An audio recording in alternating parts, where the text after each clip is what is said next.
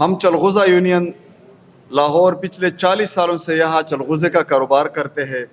اور ہمارے ملک کے لوکل چلغوزہ کو ہم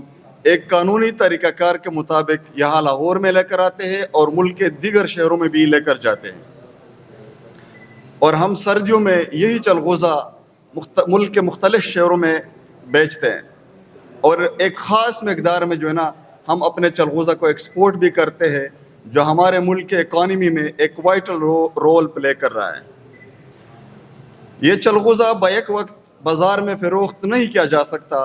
بلکہ اس کو ہم وقتاً فوقتاً فروخت کرتے ہیں اور ایکسپورٹ بھی کرتے ہیں۔ چلغوزہ کو محفوظ رکھنے کے لیے ایک خاص ٹمپریچر کی ضرورت ہوتی ہے،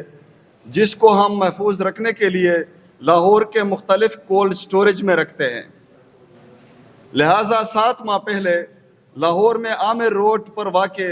کشمیر کولڈ سٹوریج میں ہمارا 92 ٹن چلغوزہ پڑا ہوا تھا،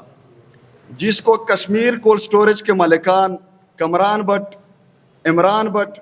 بدر بٹ ایڈوکیٹ، جمیل بٹ ایڈوکیٹ اور ان کے بھائیوں نے چوری کر لیا، جس کی کل مالیت 92 کروڑ روپے بنتی ہے۔ پھر انہوں نے مختلف قسم کے بانے ہیلے بنائے، FIR کٹوائی، جس میں انہوں نے اپنے ہی ایک منشی کو مدعی بنایا اور ایک لیبر کو، ایک مزدور کو انہوں نے ملزم بنایا۔ پھر تفتیش ہوئی جس میں وہ قصوروار پائے گئے۔ پھر CIA میں بھی تفتیش ہوئی جس میں وہ پھر قصوروار پائے گئے۔ بعد ازاں